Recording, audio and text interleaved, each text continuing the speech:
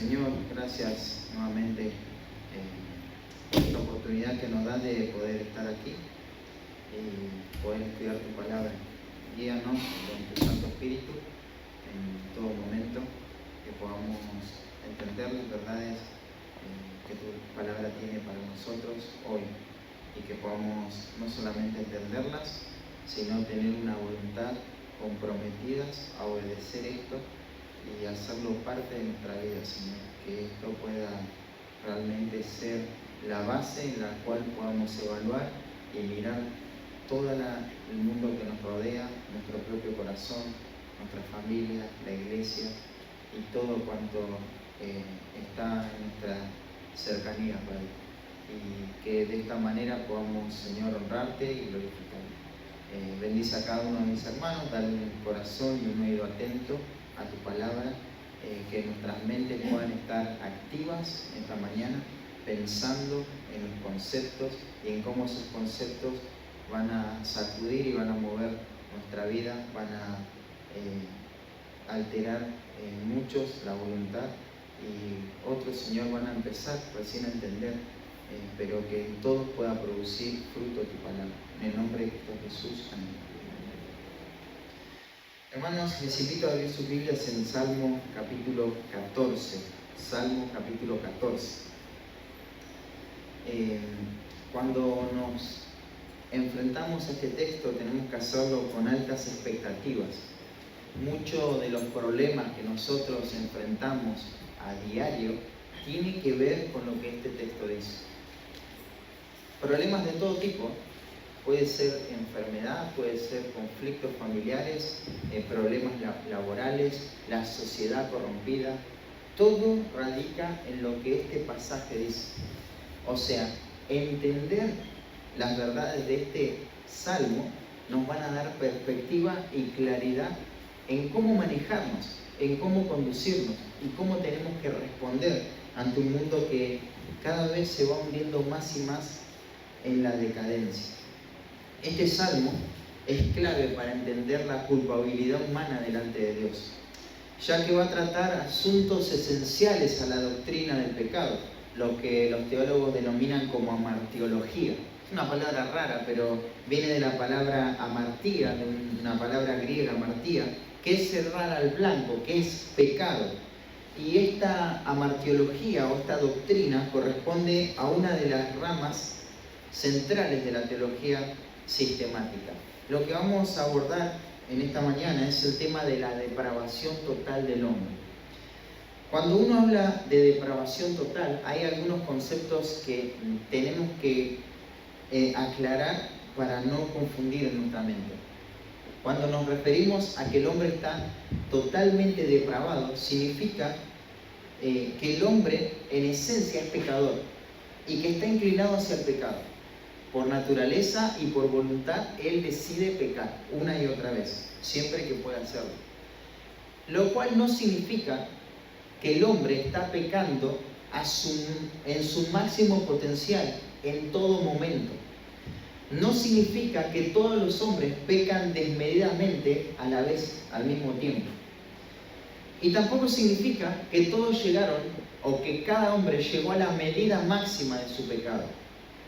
Podrías pensar en la persona más pecadora que ha existido sobre la tierra y aún esa persona podría pecar más todavía. La depravación total del hombre no significa que el hombre está expresando todo el tiempo pecado y pecado y pecado, sino que esta es su condición. Su condición es depravada, su condición es pecaminosa. Potencialmente él sería capaz de violar todos los mandatos de Dios, de un momento para otro. Tiene las condiciones necesarias en su naturaleza para incurrir en cada pecado. De manera que esa expresión, bueno, yo esto nunca lo haría, es mentira en realidad. Eso es una ignorancia del propio corazón. Tu corazón y mi corazón está tan arruinado por el pecado que es propenso a caer en cualquier tipo de pecado sin importar la edad y las circunstancias. Basta que algo lo detone eso para que salga la realidad de lo que hay en el corazón. lo que quiero presentarte esta mañana es esa triste realidad de nuestro corazón corrupto, nuestro corazón depravado. Y uno dice, bueno, ¿hace falta poner tanto énfasis en esto? La verdad es que sí. Todo este salmo habla de eso. Pero no solamente este salmo va a hablar de eso de forma clara y contundente, sino que después tenés el Salmo 53. El Salmo 53, después léelo en tu casa, es una cita casi literal de este salmo. Parecería que estás leyendo el mismo salmo, salvo por 2 o 3 palabritas que van a cambiar, pero es exactamente lo mismo. Y ahí vos tenés a David, ¿te acordás del Salmo 51? Donde él confiesa el pecado que había cometido y Dios le restaura, pero después en el Salmo 52 él se hace esa pregunta: ¿por qué el hombre es tan malvado? ¿Por qué el hombre ha caído tan bajo y siempre ha amado lo que no tenía que amar? Y ha aborrecido lo que sí debía amar. ¿Por qué el hombre se hace esa pregunta de por qué esta maldad? Bueno, la respuesta está en el Salmo 53. Esto tiene que ver con su naturaleza, con la esencia de lo que es el hombre. Pero no solamente se reitera acá. Si vos vas a la teología paulina o a la enseñanza de Pablo en el Nuevo Testamento, lo vas a poder ver ahí en Romanos capítulo 3. Del capítulo 1 hasta el capítulo 3, Pablo está describiendo la culpabilidad humana. Todos los seres humanos son culpables delante de Dios, en resumidas cuentas, ¿no? Y cuando va llegando a la conclusión, va a citar algunos textos de este salmo. Por ejemplo, en el capítulo 3, versículo 11 dice: no hay quien entienda, no hay quien busque a Dios. Todos se desviaron, a unas se hicieron inútiles, no hay quien haga lo bueno, no hay ni siquiera uno. Esto es lo que va a concluir Pablo acerca de la culpabilidad humana. Y lo tenés cada vez que la Biblia presenta un tema. Claro que es importante y hay que prestar mucha atención, porque lo que va a decir es verdad, es una verdad absoluta. Pero cuando la Biblia presenta un tema de forma tan reiterada y de forma tan clara, tenemos que poner toda nuestra atención y hacer de eso nuestra vida. La Biblia habla del pecado, sin lugar a dudas. Varias veces te mencioné una proporción en cómo la Biblia habla del pecado.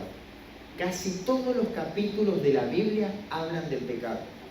Por ejemplo, en la Biblia tenés 1189 capítulos. 1189 capítulos. Los primeros 2 capítulos fueron antes de la caída, por lo tanto ahí tenemos que descartar 2 capítulos. Tenemos 1187 capítulos restantes. Los últimos 2 capítulos de la Biblia son el cielo nuevo y la tierra nueva. Ya no está la presencia del pecado.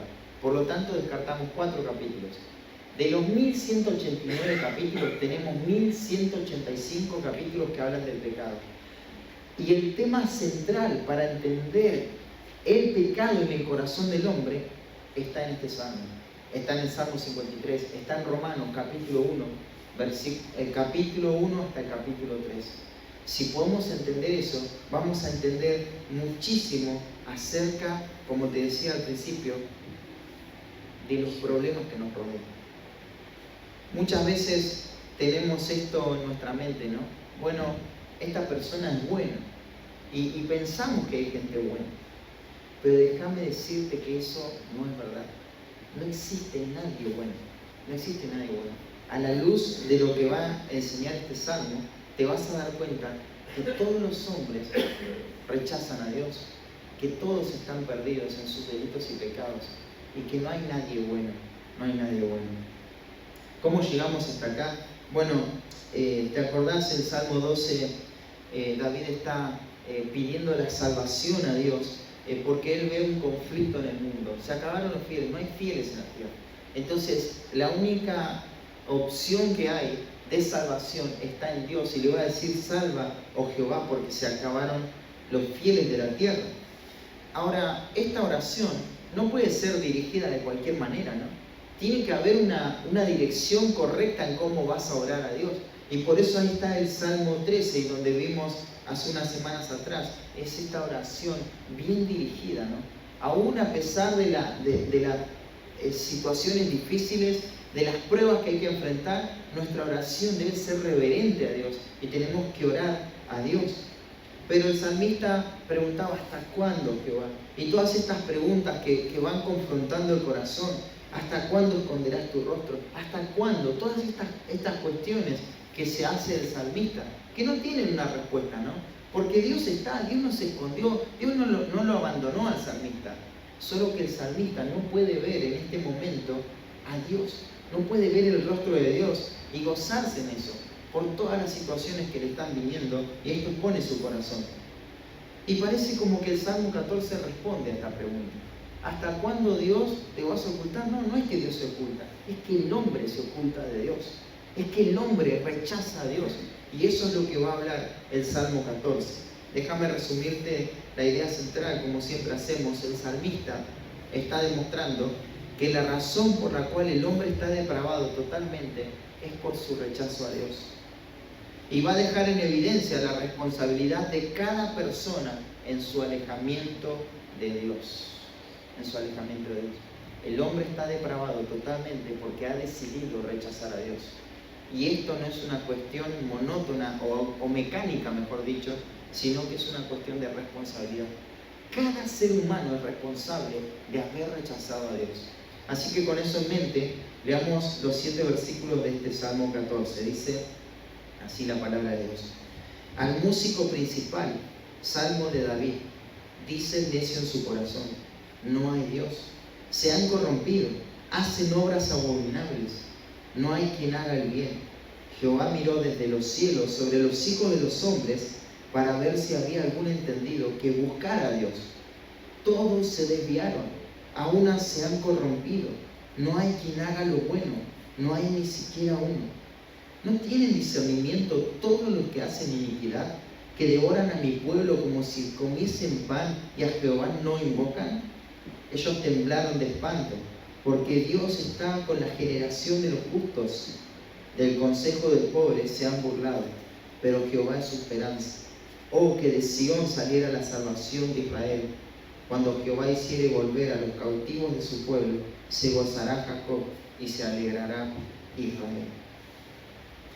Entonces, el título en esta mañana es la corrupción radical de la humanidad. Y vamos a ver algunos elementos de esta corrupción, algunas características de esta corrupción. En primer lugar, vamos a ver la esencia de la corrupción radical. Y fíjense ahí cómo va a empezar el Salmo. Dice: al músico principal. Ese título en chiquito tiene que ver con parte de este Salmo. Y nuevamente ustedes ya saben a lo que se refiere al músico principal. Es decir, que David va a dar esta canción a su director de alabanza. ¿Para qué? Para que este director de alabanza dirija al pueblo de Dios y entone esta canción. Ellos tienen que cantar esto. Todo el pueblo de Dios tiene que cantar esto. Ahora, uno piensa: qué canción rara para cantar hoy en nuestros días, ¿no?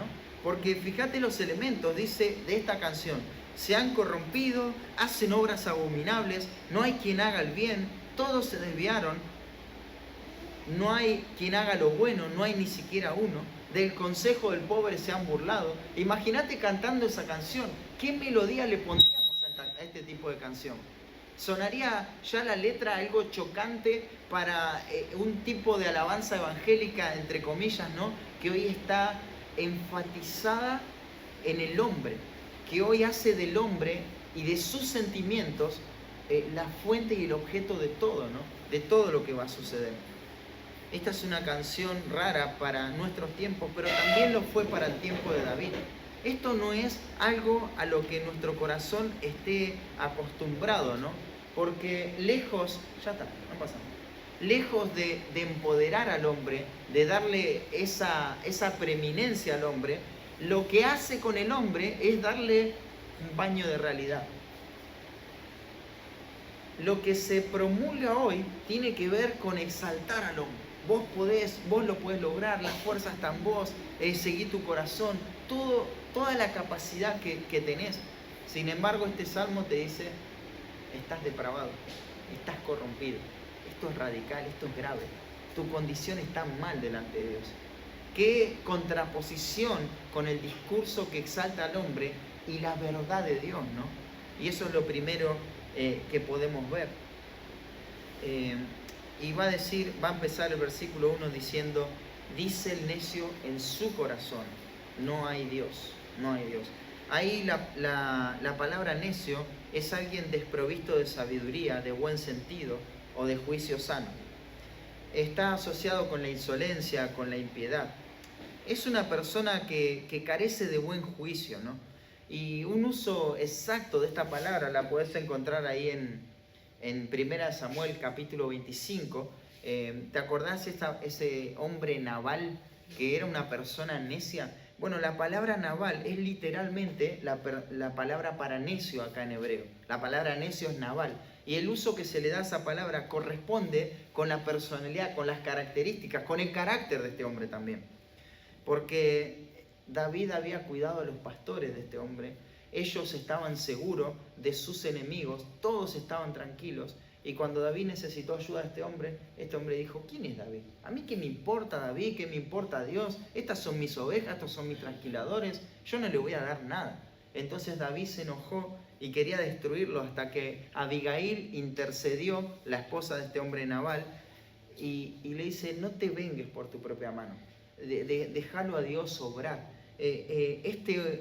Nabal actuó conforme a lo que es su nombre, neciamente. Y este es el necio que se describe acá, un necio que reniega o no le importan los propósitos de Dios, no le interesa el cuidado de Dios, y mucho menos le va a interesar el pueblo de Dios. Los necios no le dan valor a este tipo de cosas. Para los necios de este mundo, estar acá reunidos es una pérdida de tiempo. ¿Cómo es posible que un domingo a la mañana lo desperdicies de una forma tan deliberada al venir a la iglesia y sentarte a escuchar algo de un libro que se escribió hace ya 3000 años este salmo? ¿Cómo vas a perder tu tiempo así? Claro, una persona necia no lo puede ver, no puede apreciar el valor que tienen las cosas espirituales, no puede apreciar el valor que tiene reunirse con el pueblo de Dios, porque un necio actúa de esa manera. Y dice el necio en su corazón que no hay Dios, no hay Dios. Tenemos que aclarar también que una persona necia no tiene necesariamente que ver con una persona ignorante. Puede ser una persona intelectual, un erudito, una persona que tiene mucho conocimiento, pero aún ser necio. ¿Por qué? Porque una persona necia no es quien no sabe la verdad. Sabe la verdad, pero la niega. Eso convierte a una persona necia. Hay un punto en el cual, hermanos, nosotros pecamos por no conocer la verdad, ¿no? Ignoramos la verdad y pecamos muchas veces porque no teníamos claridad en la verdad. Ahora, eso no nos justifica, pecamos igual. Pero hay otro punto que muchas veces lo decimos de forma liviana. Es donde uno dice, bueno, yo ya sé lo que tengo que hacer. Yo ya sé lo que Dios quiere, ya sé qué es lo que no tengo que hacer y sé qué es lo que tengo que hacer. Pero no sabés, me cuesta mucho, me cuesta muchísimo, por eso no lo hago. Bueno, esa es la necedad. Porque esa necedad lo único que hace es exponer la rebeldía del corazón. Porque en la mente ya entendí lo que tengo que hacer. Ya entendí lo que Dios requiere de mí. Pero me niego a hacerlo. Niego la verdad. Y eso es lo que hace el necio. Y fíjate que esto muchas veces se puede escuchar esta declaración de negar, de rechazar abiertamente a Dios. Pero no es una declaración abierta lo que hace a esta necedad, sino que es una condición del corazón. ¿Dónde dice esto el necio? En su corazón. Ahí está la raíz del problema. Y es algo tremendo, ¿no? Porque antes de decir con la boca que no hay Dios, que no quiero a Dios, primero el necio lo dice en su corazón. Y esta es la mentira principal que todo necio adopta. Fíjate las palabras del Salmo. No hay Dios. 3 palabras que no tienen nada de verdad. No tienen nada de verdad. Literalmente esto significa Dios no está allí. Esto es negar al Dios de la Biblia. No hay Dios. En otras palabras, Dios no existe. Y esto parece contradictorio con el mundo que nos rodea, ¿no? Porque si vos le preguntás a la mayoría de la gente si cree en Dios, ¿qué te van a decir? Sí, cree en Dios. De hecho, hicieron una encuesta en el mundo y da que el 61% de la población mundial dice creer en Dios. Entonces, ¿cómo es que este salmo va a decir que todas las personas necias dicen no hay Dios? Claro, porque no hay Dios no es meramente decir que Dios no existe, aunque también está incluido ahí, pero la expresión apunta al rechazo a Dios. Mira, te lo voy a poner en estos términos. ¿Por qué vivimos en un mundo necio? Porque el mundo entero rechaza a Dios. Vive de espaldas y en oposición a Dios. Todo ser humano le da poco valor a Dios y eso es odiarlo. Aunque se vea en diferentes escalas, en diferentes niveles, aunque hay gente que lo diga abiertamente y hay gente que vaya a la iglesia y lo viva de esa manera también, todos rechazan a Dios. Negar a Dios es rechazarlo por completo. Y esta es la esencia de la corrupción de la humanidad, el rechazo al Dios de la Biblia. Lo puedes ver ahí en Edén, ¿no? Al comenzar la historia, cuando el hombre menosprecia la palabra de Dios, cuando el hombre menosprecia la provisión de Dios. ¿Qué es lo que está haciendo? Lo que hace es rechazar a Dios que dio su palabra, al Dios que proveyó. Él rechaza a Dios. Y claro, esto va a condicionar para siempre la inclinación de nuestro corazón. Vamos a vivir alejados de Dios, de manera distante a Dios, de manera aversiva a Dios, ¿no? Y esto es lo que mantiene a las personas allá afuera. Uno ve los espacios vacíos. ¿Y a qué responde esto? Responde a este patrón, responde a esta naturaleza, a esta raíz, al rechazo a Dios. No es otra cosa. No es otra cosa. ¿Por qué el mundo hace un montón de cosas allá afuera? ¿Y por qué esta iglesia no está llena? Porque el hombre rechaza a Dios. Esa es la razón. No hay otra razón. Las personas no quieren abrazar a Dios como el centro de su vida. No ponen a Dios y su palabra como lo que va a dirigir toda su vida, conforme escuchábamos el domingo pasado, ¿no? Eso es rechazar a Dios. Uno dice, bueno, si hago esta encuesta, ¿creo en Dios o no creo en Dios? Claro, sí, creo en Dios. Total, no pierdo nada diciendo que creo en Dios, ¿no? Pero si hago la encuesta y cambio un poco la pregunta, le pongo más matices, ¿estás dispuesto a vivir para la gloria de Dios? Y renunciar a toda tu vida, a todos tus deseos en esta vida, en este mundo, para hacer la voluntad de Dios, para hacer lo que Dios pide de vos. Sea lo que sea el sueño que tengas, no importa, ¿estás dispuesto a abandonarlo todo? Y en palabras de Cristo, a tomar tu cruz y seguirlo a Cristo aunque tengas que morir. Claro, ahí la mayoría del mundo a una sola voz va a contestar, no quiero esa vida. Quiero a Dios, pero no quiero la vida que Él ofrece. ¿Sabes qué? Querer a Dios y no querer la vida que Él ofrece es rechazar a Dios. Esa es la culpabilidad humana. Ahí radica la corrupción del ser humano, en el rechazo a Dios. Cada persona que niega a Dios, que no se somete a su señorío, no tiene que ver con circunstancias externas, tiene que ver con una condición moral. Ellos rechazan a Dios y como consecuencia todo se corrompe. El hombre rechaza a Dios y ese rechazo se puede ver de múltiples maneras, ¿no? Se puede ver en un mundo que está entregado al pecado en forma deliberada, los vicios, la promiscuidad, la disipación, el desorden, vivir perdidamente, no tener un propósito en la vida. Pero también existe otra forma de rechazo a Dios, de manera un poquito más formal. Y bueno, acá hay varias posturas, ¿no? Personas que dicen ser intelectuales de este mundo, personas que dicen creer en la ciencia y en la razón, ellos rechazan a Dios. Ellos rechazan a Dios, ellos dicen, yo no puedo comprobar la existencia de Dios. Y ellos niegan a Dios. Quiero resumirte el pensamiento ateo o agnóstico en simples palabras. En primer lugar, no existe ningún ateo. No existe ningún ateo. Lo que existen son personas que desean que Dios no exista. Son personas que desean que Dios no exista. Porque yo te podría citar a varios autores que han comprobado que verdaderamente existe Dios, pero dicen, prefiero no creer en Dios. Prefiero que no exista. Entonces, si a un ateo vos le mostrás toda la evidencia, ¿sabés lo que va a hacer con esa evidencia? la va a rechazar, porque ya determinó rechazar a Dios. Y no lo vas a convertir con la evidencia. Nadie va a ser salvo porque se le demuestre la existencia de Dios. Nadie va a ser salvo por eso. Todos van a ser salvos mediante la predicación de la palabra y la obra regeneradora del Espíritu Santo. Eso es lo único que va a dar salvación.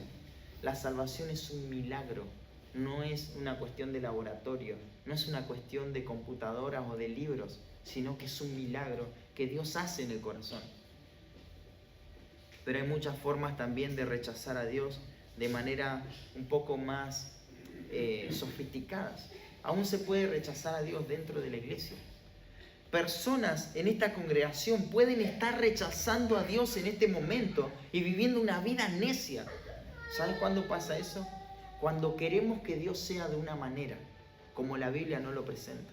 Cuando queremos formar a un Dios a nuestra propia imagen y a nuestra propia medida. Un Dios en el cual nosotros cuando necesitamos algo lo buscamos, pero no lo buscamos en otro momento. Eso, ¿sabes cómo se llama? Interés. Eso se llama tratar con interés. Buscar a alguien por interés. Eso es la peor indiferencia que puede haber. Es un ventajismo, es maldad eso.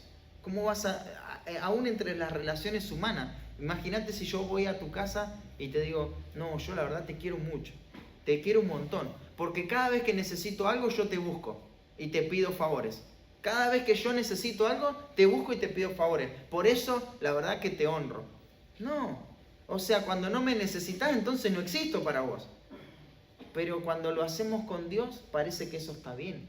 No, esa es otra forma de rechazar a Dios. Cuando hacemos a un Dios a nuestra medida, Dios no está ahí como para tocar el timbre y pedirle favores. No es un genio, no es el genio de la lámpara.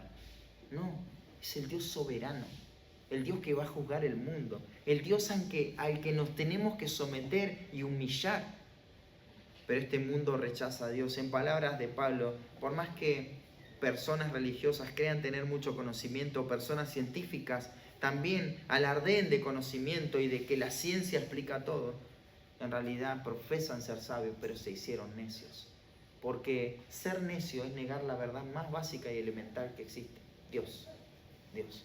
Rechazar a Dios es ser necio. Rechazar a Dios es ser necio. Entonces, lo que todo ser humano hace no es decir no creo en Dios. La mayoría dice que cree en Dios. Pero lo que sí podemos estar de acuerdo todos acá es que todo ser humano rechaza a Dios. ¿Lo has rechazado a Dios en tu vida? Sí, ¿no? Muchas veces le hemos rechazado. Eso nos convierte en necio y eso nos hace parte de esta realidad universal que el salmista está describiendo. La raíz, esta es la misma raíz del pecado. ¿Cuál es la raíz del pecado? Reitero algo que he explicado. La raíz del pecado es decirle a Dios: deja que yo gobierne mi vida. Yo quiero tener el control. No te quiero a vos tomando esta decisión. Yo quiero gobernar esta decisión. Esa es la raíz del pecado. Es reclamarle a Dios mi propia autonomía para poder vivir. Dios dice que así tiene que vivir un ser humano, que así se tiene que conducir un hombre, una mujer, un hijo, un padre, una madre, un esposo, una esposa. Estos son los principios, estos son los patrones a seguir. Pero uno dice, bueno, esa es tu forma de pensar, yo tengo otra manera, fui criado de otra forma, así que voy a actuar en base a lo que mi ética y mi moral me diga. Para mí eso está bien y esa es mi opinión.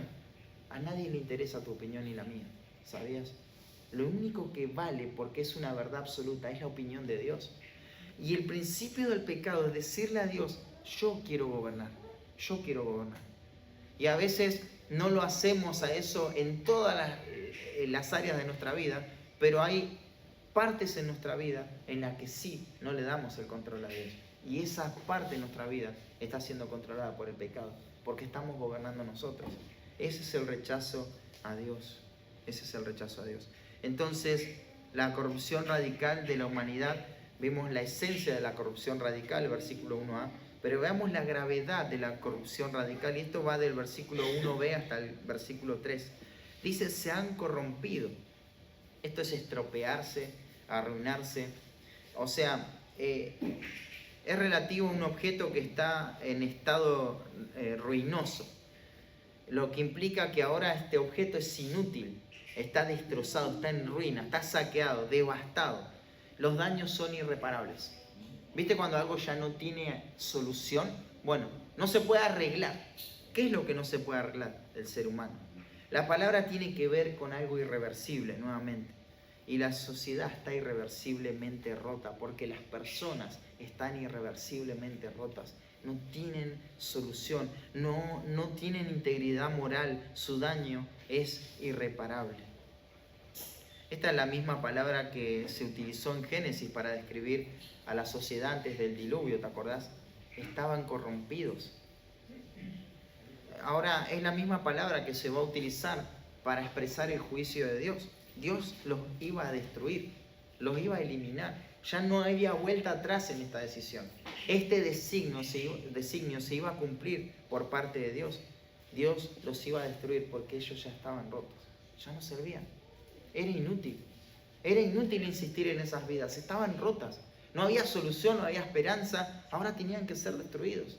Bueno, el salmista dice, se han corrompido. ¿Pero por qué se corrompieron? ¿Por qué las personas se corrompen? Bueno, por la esencia, por la raíz. ¿Dónde radica todo? Te lo dije anteriormente, ¿no? En el rechazo a Dios.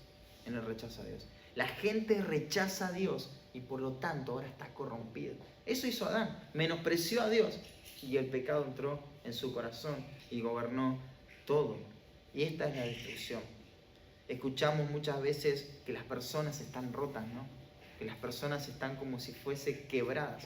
Pero muchas veces se dice eso desde, bueno, está rota esta persona, es víctima de las circunstancias. No, es víctima de su propia responsabilidad. Es responsable. Se han corrompido. Fíjate que no dice los corrompieron, sino se han corrompido. Ahí tenés un pronombre reflexivo, ¿no? Es algo que ellos mismos ocasionaron. Ellos mismos rechazaron a Dios y ahora están rotos. ¿No lo puedes ver a eso en el mundo que te rodea? En la familia muchas veces ves familiares, seres queridos que en un momento abrazaron la fe en Cristo y hoy viven vidas rotas. O quizás nunca abrazaron la fe en Cristo, pero están rotos por dentro. Y los tenés que ver, tenés que poder captar eso. Por más que ellos tengan trabajos, estén con un buen pasar económico y aún puedas ver la fachada de una familia que parece que es una buena familia, están rotos porque han rechazado a Dios, no tienen esperanza, están perdidos, porque así está toda la humanidad. El tiempo verbal tiene que ver con un aspecto perfectivo. Esto significa que este declive en el corazón, esta corrupción, comenzó en un momento. Fue tomando lugar en un punto en sus vidas, pero eso ahora afecta toda su vida de manera continua, de manera constante. Así que alguien dijo, somos las decisiones que tomamos, ¿no? Se han corrompido.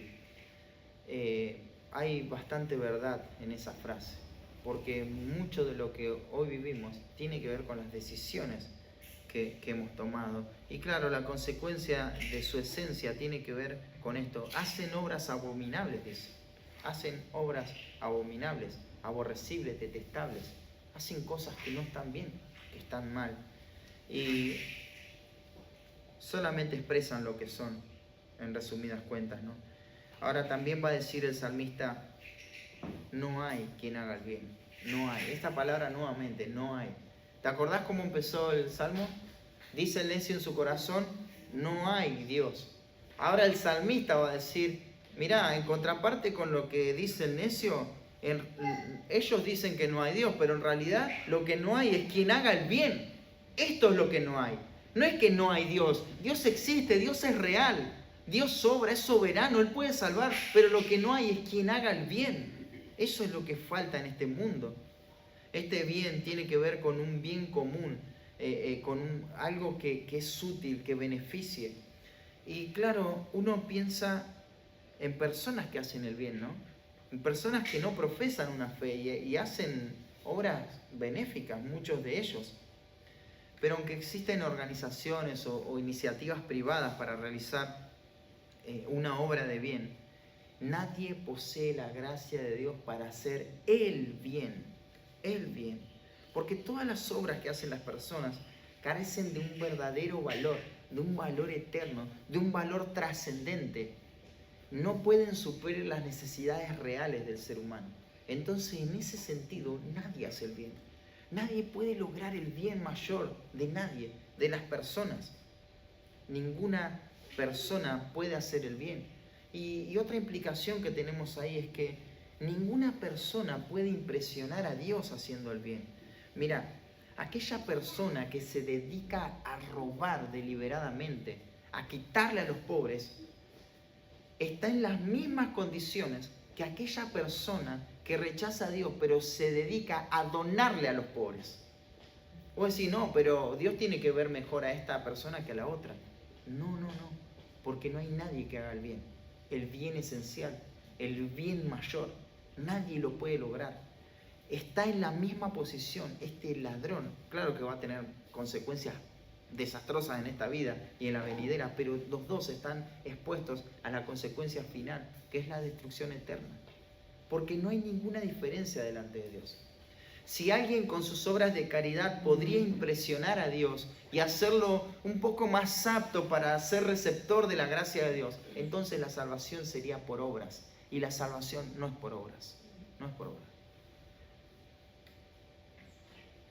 Mira, alguien puede hacer muchas cosas buenas, pero ¿sabes qué hace la diferencia? Las motivaciones. Dice, pero bueno, esta persona quiere ayudar, esa es su motivación.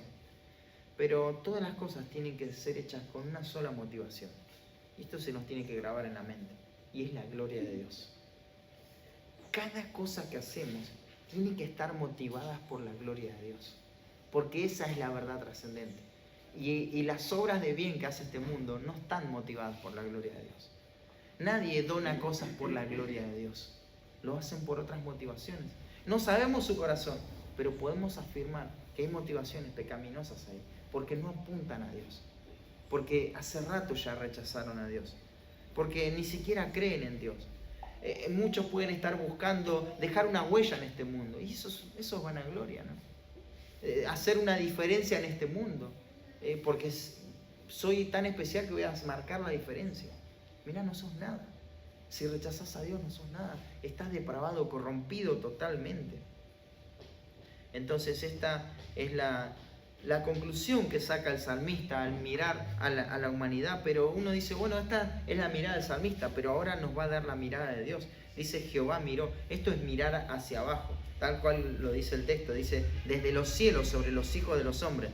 La frase hijo de los hombres tiene que ver con la humanidad. Él mira a toda la humanidad, Él mira hacia abajo y con un propósito en mente lo hace, para ver si había algún entendido que buscara a Dios, que buscara a Jehová. Claro, no hay, ¿no?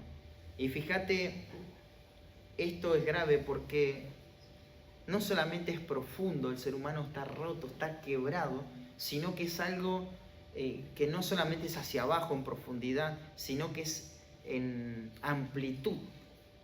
Porque uno dice, bueno, pero yo no soy así. Yo no estoy en esa condición. Fíjate el versículo 3, dice, todos, a una es que todos a la vez. Después dice, no hay quien haga lo bueno. Y por las dudas, no hay ni siquiera uno. La culpabilidad es universal. Todos significa todos, en cualquier idioma. Sin excepción, todos son culpables delante de Dios. No hay una persona. Todos se desviaron. ¿Qué tan grave es la corrupción? Bueno, es profunda, pero es amplia. Todos se desviaron, o sea, se salieron del camino que Dios había trazado para sus vidas. Y ahora se dirigen en otra dirección. Tenían que ir para la derecha y fueron para la izquierda.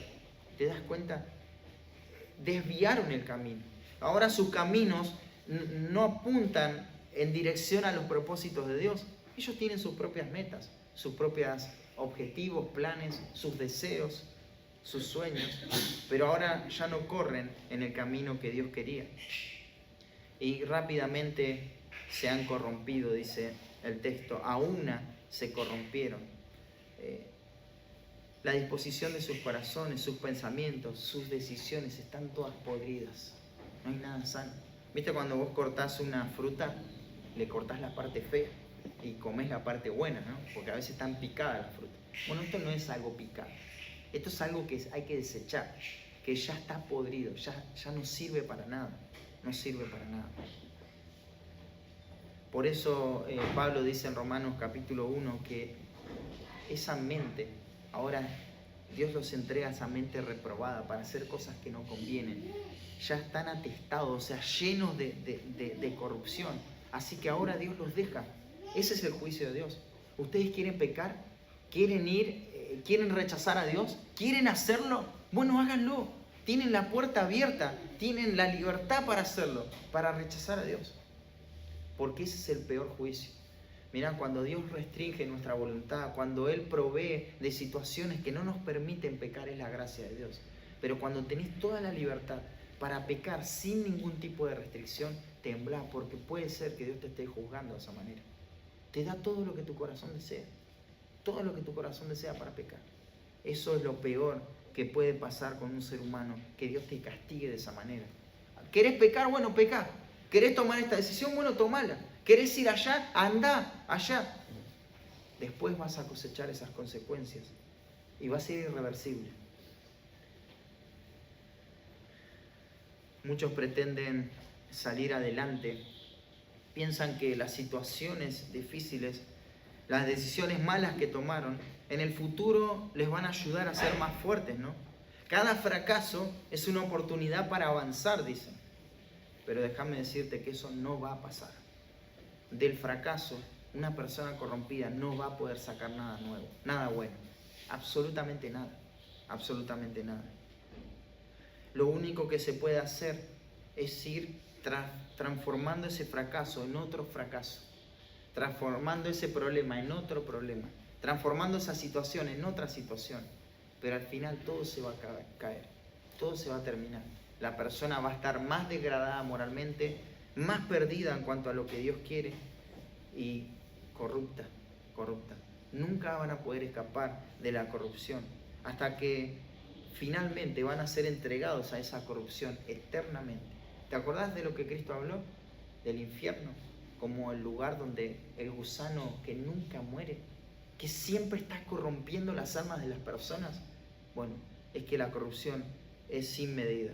No va a tener medidas. Estas son dos afirmaciones positivas, podríamos decir, porque dice, todos se desviaron, a una se han corrompido, pero ahora hay dos afirmaciones negativas. No hay quien haga lo bueno, no hay ni siquiera uno. Si lo primero es impresionante, lo segundo también lo será. Estas afirmaciones dicen, no hay quien haga lo bueno. ¿Te acordás lo que dijo el necio en su corazón? No hay Dios. ¿Qué le responde el salmista? En realidad no hay nadie que sea bueno, no hay quien haga lo bueno. Bueno, ahora Dios mismo responde. Estas son las palabras de Dios directas.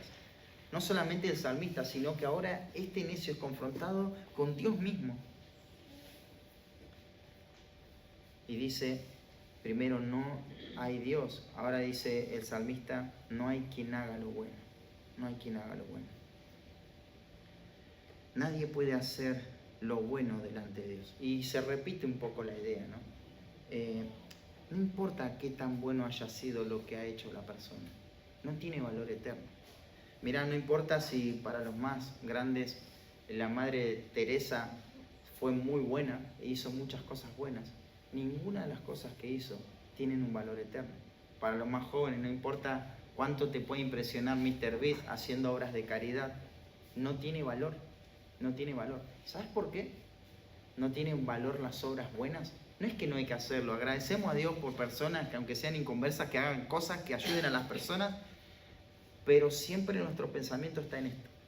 Esta persona va a ayudar con su caridad para cosas de esta vida, para problemas reales en esta vida, pero no va a poder hacer nada por la eternidad de la persona. Nadie. Por más que haga la mayor donación, no va a poder hacer nada por la eternidad de una persona, por el alma. No va a poder rescatarla. Ninguna obra de caridad puede hacer algo para salvar a otra persona del infierno. Por eso es que no hay nadie que haga lo bueno. ¿Lo bueno en relación a qué? Lo bueno en relación a lo importante, a lo primordial, a lo eterno, al alma. Nadie puede hacer lo bueno en cuanto al alma. Nadie lo puede hacer. Nadie lo puede hacer. Tengamos cuidado cuando pensamos que una persona es buena porque hace muchas cosas, porque no hay nadie bueno, ni siquiera uno, porque nadie puede transformar el alma.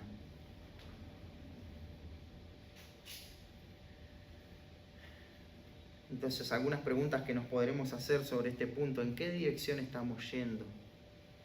¿A dónde crees que te van a llevar las decisiones que estás tomando? Pensás que, bueno, ahora yo estoy en pausa en mi vida espiritual. Déjame decirte que no estás en pausa. Todos estamos corriendo en una dirección o en otra dirección, pero nadie está estancado. O estamos caminando el camino de Dios y estirándonos hacia sus propósitos, o estamos rechazando a Dios. Pero no hay una tercera alternativa. Esto es una bifurcación, o vas a la derecha o vas a la izquierda. Pero no hay un camino en el centro y tampoco puedes frenar. No puedes frenar, porque todo va avanzando y vos también. Entonces vimos que la corrupción radical de la humanidad se halla en esta raíz, en la esencia, ¿no? La esencia es ese rechazo a Dios. Pero también vimos la gravedad de la corrupción radical. Tiene que ver con la corrupción del hombre hacia adentro, pero cómo esto impacta a cada persona. Cada persona es pecadora. Pero veamos en tercer lugar la responsabilidad de la corrupción radical. Y quiero que prestes mucha atención a este punto. Bueno, en los anteriores también. Y en el cuarto punto te voy a decir lo mismo. Dice la pregunta: ¿no tienen discernimiento todos los que hacen iniquidad, que devoran a mi pueblo como si comiesen pan y a Jehová no invocan? Uno dice, bueno, las personas hacen esto porque no entienden, no tienen discernimiento, ¿no? Entonces, como tienen una mente reprobada, se entregan a este tipo de pecados y hacen iniquidad, persiguen al pueblo de Dios y rechazan a Dios. Entonces, claro, pero si tenés que pensar bien en este versículo y lo estudiás, lo primero que tenés que observar es que esto es una pregunta, porque empieza con el signo de interrogación, es una obviedad eso, pero es una pregunta retórica.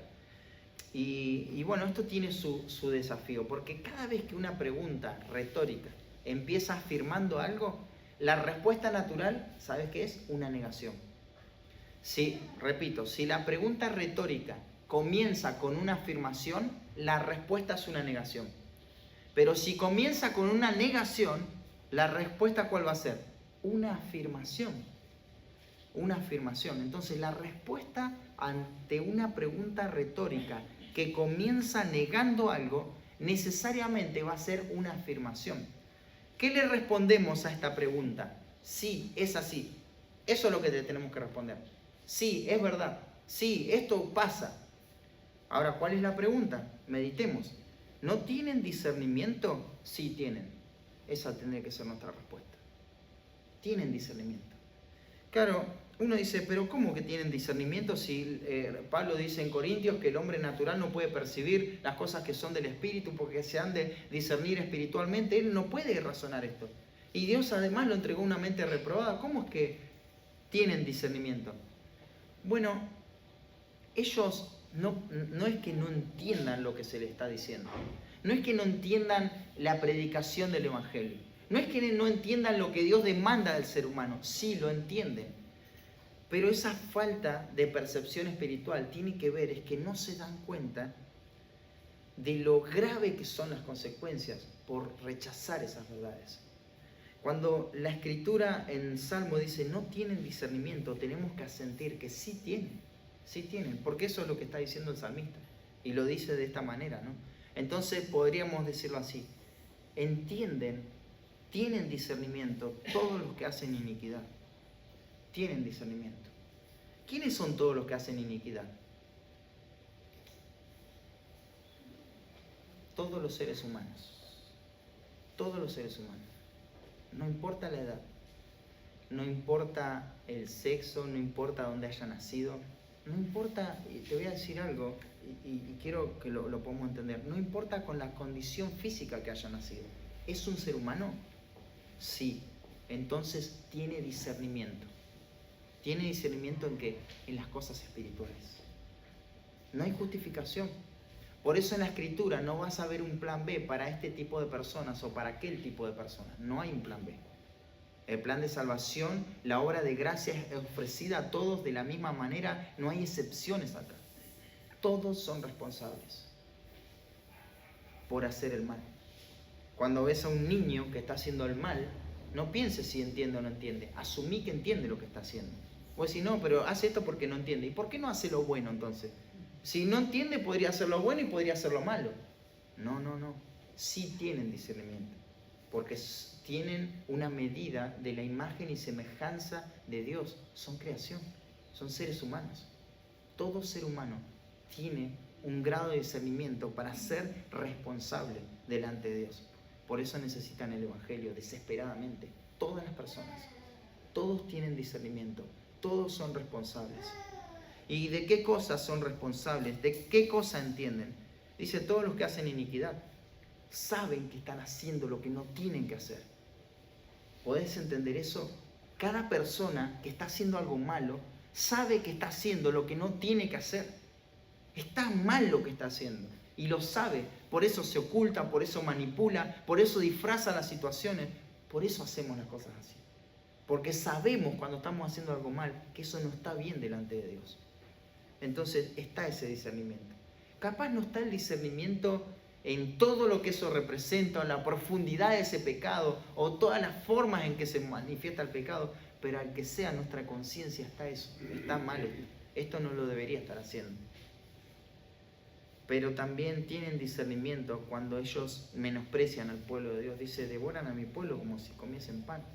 Aquellas personas que no aman a Dios, que no aman a la iglesia, que no aman al pueblo de Dios, saben lo que están rechazando. No es que no, les falta una clase de eclesiología, les falta someter su voluntad a la voluntad de Dios. No les falta eclesiología, no les falta entender acerca de los medios de gracia corporativos de la iglesia, les falta amar al hermano, porque saben que no están amando y están menospreciando, están buscando otras cosas que no deberían buscar. Y por lo tanto a Jehová no invocan, va a decir el salmista. Claro, rechazan a Dios. Todos saben que están rechazando a Dios. Y lo hacen en su mente. Quizás no lo piensan mucho tiempo, pero al menos una vez lo piensan. Y eso es lo que entienden. Esto es algo tremendo, ¿no? Ahora uno dice, si entienden, entonces ¿por qué no hacen lo que tienen que hacer? Porque no está en su naturaleza. Ya describimos la naturaleza. Todos entienden el Evangelio, entienden que esto va a traer consecuencias. Por ejemplo, el que fuma no sabe que le va a traer problemas en los pulmones. Sí, lo entiende. ¿Y pero por qué deja el cigarrillo la mayoría de las veces cuando se está muriendo de cáncer de pulmón en un hospital? ¿Por qué lo deja ahí? Porque está experimentando las consecuencias que ya sabía, pero que no la estaba sufriendo en ese momento. Y ahora está como, ahora sí entiendo. No, siempre lo entendiste. Siempre lo entendiste. Entonces, es así el pecado. Pero, ¿por qué no puede dejar el vicio? ¿Por qué no puede dejar ciertos pecados? Porque va en contra de su naturaleza. Si el pecado domina la vida, es porque tu vida está gobernada por el pecado. Y no se puede abandonar una vida de pecado, porque es antinatural. Todo lo que dijo el salmista antes, ¿no? La corrupción, no hay quien busque a Dios, no hay quien haga lo bueno. Nadie, todos se desviaron, se hicieron inútiles. O sea, no sirven para nada, está diciendo el salmista. Vidas rotas, arruinadas por el pecado. No tiene solución, es irremediable. Y ahora entienden, pero igual hacen las cosas mal. Porque no pueden ir en contra de esa naturaleza. Spurgeon lo expresó de la siguiente manera. Es como aquella madre que tiene un bebé de 1 año, ¿no? Y le das un cuchillo afilado y le decís, matá a tu hijo a puñaladas. Sí, a ese bebé que tuviste en tu vientre, que lo acobijaste, que lo alimentaste, ahora matalo a puñaladas. ¿Y qué va a hacer esa madre? Va a decir, no puedo. ¿Cómo que no puede? ¿Que no tiene la fuerza física para hacerlo? Sí, tiene la fuerza física para hacerlo. El cuchillo está afilado. No hay algo que físicamente le impida matar a su hijo. Pero va en contra de ¿qué? De su naturaleza, ¿no? Bueno, así la gente no puede buscar a Dios. No pueden buscar a Dios. No es que externamente o físicamente o intelectualmente algo le impida no entender el Evangelio. No es que no puedan venir a la iglesia, no se puedan congregar, no puedan escuchar la palabra de Dios. No es que hay algo externo que les impide, sino que es su naturaleza lo que les hace rechazar a Dios. No lo aman, no lo quieren para su vida. Hacen a un Dios a su manera, y eso es idolatría, porque Dios es como la Biblia lo presenta. Y va a describir un poquito más acerca de estas personas que son responsables. Dice, ellos temblaron de espanto. ¿Y por qué tiemblan de espanto? Porque Dios está con la generación de los justos. Por eso tiemblan de espanto. Ellos tiemblan de miedo al ver la santidad de Dios en medio de la generación de los justos. ¿Por qué ellos tienen problemas con esto? Bueno, déjame decirte, porque esto atenta contra sus propios deseos. Si esta fe, esto que estamos predicando acá, en esta mañana, se empieza a pasar de boca en boca, se empieza a expandir, se empieza a diseminar por todo el mundo. Esto que estamos hablando acá nada más. ¿Qué va a pasar con aquellas personas que quieren seguir sus deseos? Van a estar aterradas, van a estar espantadas, porque esto va en contra de sus deseos, porque toda la vida le dijeron que eran buenos. Porque hay pensadores que dicen que el hombre es naturalmente bueno y la sociedad le hace malo. Porque hay personas que dicen, yo quiero hacer las cosas bien, pero acá no me dejan, así que las tengo que hacer mal. ¿Te das cuenta? Entonces eso se cae todo abajo, se viene todo abajo. No sirve no se puede sostener eso frente a las verdades de este salmo. Y el mundo tiembla ante esto. Tiemblan ante la santidad de Dios. Es un tormento para una sociedad que rechaza a Dios. Hermano querido, si tu vida y la mía, si nosotros empezamos a vivir la santidad de Dios, si podemos empezar a vivir la justicia de Dios, en medio de nuestra generación el mundo va a temblar. Personas, nuestro entorno va a temblar. Van a temblar de espanto, porque es un estándar muy alto es demasiado alto. Y esto es algo que se ha visto y se verá. En Apocalipsis capítulo 11 describe a los dos testigos que van a profetizar en medio de una generación y todo un mundo que rechaza a Dios, que está bajo la influencia del maligno, que la iglesia ya no está en este momento, el Espíritu Santo no está operando y ahora ya en forma deliberada se oponen a Dios. Y estos dos testigos van a hablar de Dios. Y son personas que atormentan. En un momento ellos van a ser heridos y ahí van a ser muertos y sus cadáveres van a estar en una plaza, en una gran ciudad. Y dice que, y te lo leo textual, dice el versículo 10 de Apocalipsis 11, y los moradores de la tierra se regocijarán sobre ellos y se alegrarán. Van a estar contentos que se murieron estas personas. Y se enviarán regalos unos a otros. ¿Viste? Es la tendencia de los regalos, de que todo el mundo se envía regalos, por cualquier evento se empiezan a enviar regalos. Eso es preparar el camino para estas cosas. ¿Qué tiene que ver la Navidad con enviar regalos? Si nació Cristo, ¿por qué todo el mundo se tiene que estar regalando algo? Se explotan los negocios de regalería. Porque eso va preparando a la sociedad para estos momentos. Se van a enviar regalos, porque esto es lo que hacen. Están contentos ahora. Y dice el texto, porque estos dos profetas habían atormentado a los moradores de la tierra. Y también tenemos otro texto que a veces nos pasa desapercibido ahí en Hechos capítulo 5. ¿Te acordás el juicio, la disciplina a la iglesia cuando Ananías y Zafira mueren por mentirle al Espíritu Santo? ¿Y te acordás el versículo 11 que dice, y vino gran temor sobre toda la iglesia? Vino temor sobre toda la iglesia, porque la iglesia entendió la santidad de Dios. Entendió que Dios era un Dios santo. Y esto pasó en el tiempo de la gracia, ¿eh? Porque a veces uno dice, no quiero al Dios del Antiguo Testamento. Bueno, pero esto está en el Nuevo Testamento, Hechos capítulo 5. Pero hay un detalle que a veces se me ha pasado desapercibido. Dice, y vino un gran temor sobre toda la iglesia y sobre todos los que oyeron estas cosas. O sea, hay una distinción, la iglesia y aquellos que escucharon lo que pasó en la iglesia. El Dios que estos creyentes profesan es un Dios santo. Y esto nos causa temor, porque Él exige una forma de vida que sea concerniente o coherente con la verdad y lejos de la mentira. Mirá cómo Dios juzgó la mentira. Y en nuestra sociedad hay puras mentiras y mentiras y mentiras. Y claro, ellos se burlan, el versículo 6 dice, del consejo del pobre se han burlado, pero Jehová es su esperanza. Claro, vos imaginate un pobre ahí, y siempre pensaba en el pobre en el rango semántico del salmista. Es aquella persona que no confía en los bienes de esta tierra y no pone su confianza en las cosas de esta tierra, sino que la pone en Dios. Entonces es un pobre acá en la tierra. Y este pobre le advierte a este necio que dice que no hay Dios. Y le va a predicar el Evangelio. Y le va a hablar la verdad. Y le va a decir, mirá, estás mal, estás corrompido totalmente. Escuchá a Dios, escuchá la voz de Dios. Dios puede cambiar tu vida, pero escuchá la voz de Dios. Tenés que reconocer tus pecados, arrepentirte y dejar de rechazar a Dios. Este pobre le habla, pero le da este consejo, ¿no? Sin embargo, ellos se burlan.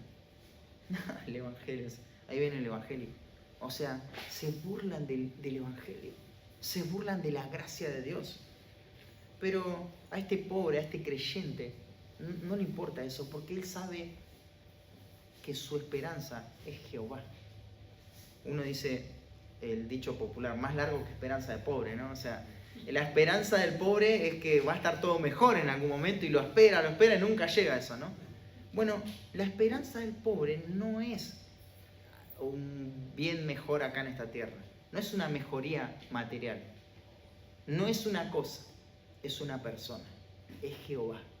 Esta es la esperanza del pobre, de aquel que solo decidió poner su confianza en Jehová. Esa es su esperanza. No importa lo que digan, esta es la esperanza del pobre. Entonces, la corrupción radical de la humanidad, vimos la esencia de la corrupción radical, ahí pudimos ver cuál es la raíz, de qué se trata, de que el hombre está depravado. Bueno, rechaza a Dios. La gravedad de la corrupción radical, esto afecta a toda la vida de cada persona, a todas las personas de manera profunda e irremediable. Pero en tercer lugar vimos la responsabilidad de la corrupción radical. El hombre no está mal así por culpa de Adán, sino que cada una de las personas es responsable. Vos sos responsable de tu propio estado. Cada uno es responsable de su propio estado. Pero en cuarto lugar, vamos a poner esperanza acá. La salvación de la corrupción radical. Y dice el texto, oh, que de Sión saliera la salvación de Israel. Cuando Jehová hiciere volver a los cautivos de su pueblo, se gozará Jacob y se alegrará Israel. Fíjate, él va a decir, oh, que de Sión saliera la salvación de Israel. Él no dice, bueno, que podamos conseguir esta salvación, no, él dice que salga de otro lado, porque del corazón del hombre esto no puede salir. La mente del hombre no puede producir una salvación como esta. El hombre tiene que ser salvado del pecado.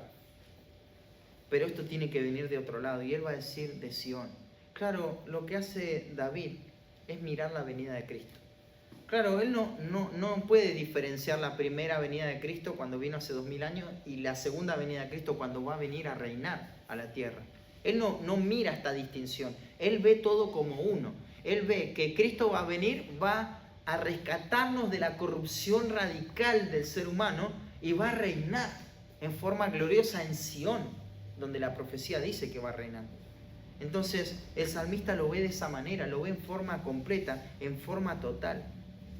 Pero claro, nosotros tenemos un poquito más luz en lo que el salmista está viendo en forma más velada, ¿no? ¿Y qué vemos? La primera venida de Cristo. Y ahí en 1 Juan capítulo 3, versículo 5, vemos que Cristo apareció para quitar el pecado. Mira toda la corrupción del ser humano, toda esa corrupción aplastante, esa depravación radical, total, que nos hundía, que no podíamos mejorar, que no podíamos salir adelante. Ahora Cristo viene a tomarla, viene a quitarla. Fíjate, acompañarme un texto, y creo que cuando leemos esto, con todo lo que dijimos anteriormente, ya no se hace tan familiar, sino que se hace profundo este texto. En Isaías capítulo 53, versículo 1 dice, ¿quién ha creído a nuestro anuncio y sobre quién se ha manifestado el brazo de Jehová? Subirá cual renuevo delante de él y como la raíz de tierra seca. No hay parecer en él, ni hermosura. Le veremos, mas sin atractivo para que le deseemos. Fíjate, despreciado y desechado entre los hombres, varón de dolores, experimentado en quebranto. Y como que escondimos de él el rostro, fue menospreciado y no le estimamos. ¿Te suena esto a rechazo a Dios? Sí, ¿no? Ciertamente Él llevó nuestras enfermedades y sufrió nuestros dolores, y nosotros le tuvimos por azotado, por herido de Dios y abatido. Mas Él herido fue por nuestras rebeliones, molido por nuestros pecados. El castigo de nuestra paz fue sobre Él, y por su llaga fuimos nosotros curados. Todos nosotros nos descarriamos como ovejas, cada cual se apartó por su camino, se desviaron. Mas Jehová cargó en Él el pecado de todos nosotros. La obra suficiente de Cristo. Te dije que estas vidas están rotas, corrompidas, irreparables. Solamente la salvación en Cristo puede dar a esa vida nueva esperanza. Solamente la gracia de Dios puede abrir los ojos de esta persona que discierne pero no entiende, o que discierne pero no discierne, y hacerlo que entienda y abrir sus ojos a la verdad del Evangelio y a la hermosura de Cristo. Solamente Dios lo puede hacer.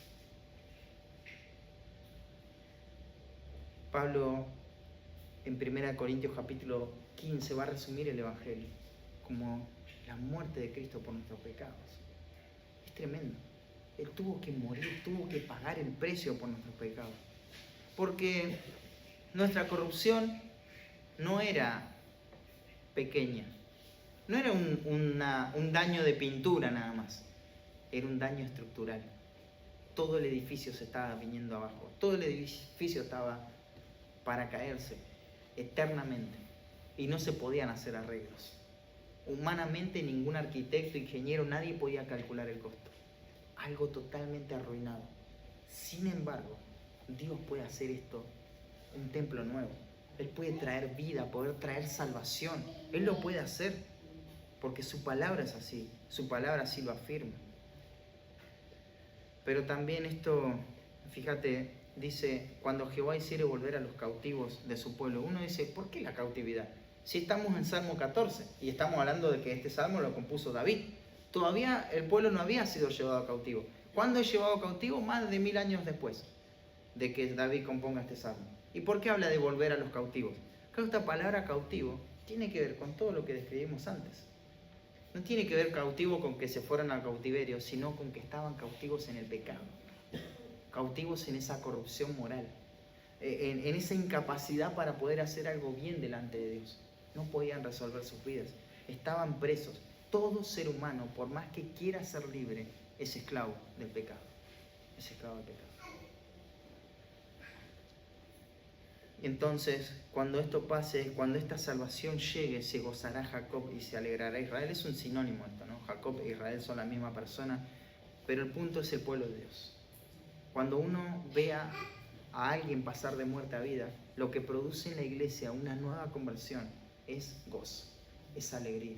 Nos gozamos en eso, nos alegramos en eso. Pero hay también una perspectiva, y con esto vamos a ir finalizando, una perspectiva escatológica en que de Sion saliera la salvación. Te hablé de que David veía la venida de Cristo en forma total, no distinguía entre primera y segunda venida. Entonces esto trae esta implicación también. Tenemos que desear. Ante un mundo que está caído, que está hecho trizas, que está corrompido totalmente, como creyentes, como iglesia de Dios, tenemos que desear la venida de Cristo. Que Él nos venga a buscar como iglesia. Y mira, te confieso que muchas veces eso no está en mi pensamiento y en mi sentir, ¿no? Y muchas veces hablando entre nosotros veo que tampoco está. Porque hablamos del final de nuestra vida acá en la tierra como la muerte siempre, ¿no? Pero eso es posible, pero también es posible que Cristo venga antes de que muramos. O sea, estamos en un 50 y un 50. ¿Por qué no hablamos en ese lenguaje? No, antes de que Cristo venga voy a hacer esto. No, antes de morirme voy a dejar esto. No, antes de que Cristo venga. Esa debería ser nuestra terminología. Tenemos que asirnos de esa esperanza. Esa es la esperanza real del pueblo de Dios. Y fíjate, quiero terminar con un texto y leerte un comentario. En Apocalipsis, acompáñame con tu Biblia al último versículo que vamos a leer. en Apocalipsis. Estamos hablando del final de los tiempos, donde ya Cristo va a venir a buscar a su iglesia. Y fíjate el versículo 12, perdón. Dice, Apocalipsis 22, versículo 12, dice: he aquí, yo vengo pronto, y mi galardón conmigo, para recompensar a cada uno según su obra. El salmista decía: oh, que de Sión viniera la salvación. Y Cristo dice: he aquí, yo vengo pronto. Pronto va a venir el Señor. Está viniendo. Esto es inmediatez, esto es rápidamente va a venir. En forma inminente. Claro, no vamos a poder ver ninguna señal, pero Él va a venir. Y su galardón con Él. Y vemos la respuesta del Espíritu Santo y de la Iglesia ante esta proposición del Espíritu Santo, de Cristo. Él dice: he aquí, yo vengo pronto. Y la respuesta está en el versículo 17, y dice: y el Espíritu y la esposa dicen: ven. Y el que oye dice: ven. Y el que tiene sed, venga. Y el que quiera, tome del agua de la vida gratuitamente. Esta es la invitación del Señor.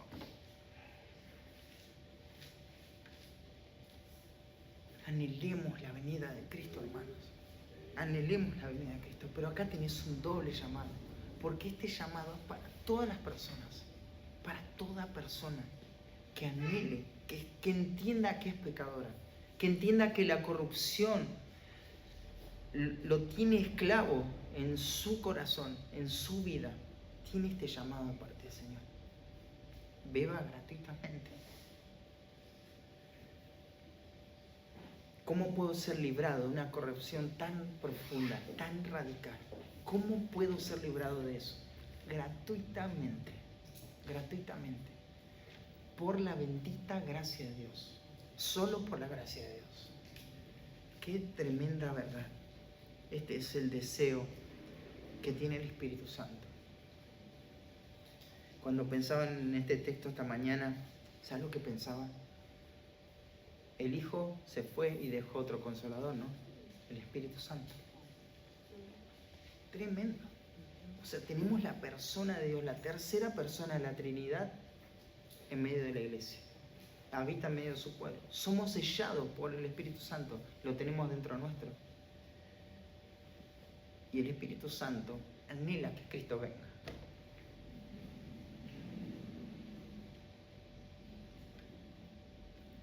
Y eso es lo que nos hace sentir ese deseo por Cristo. Pero cuando no está eso obrando en nuestra vida, la venida de Cristo es lejana, fría, descartada en nuestra mente.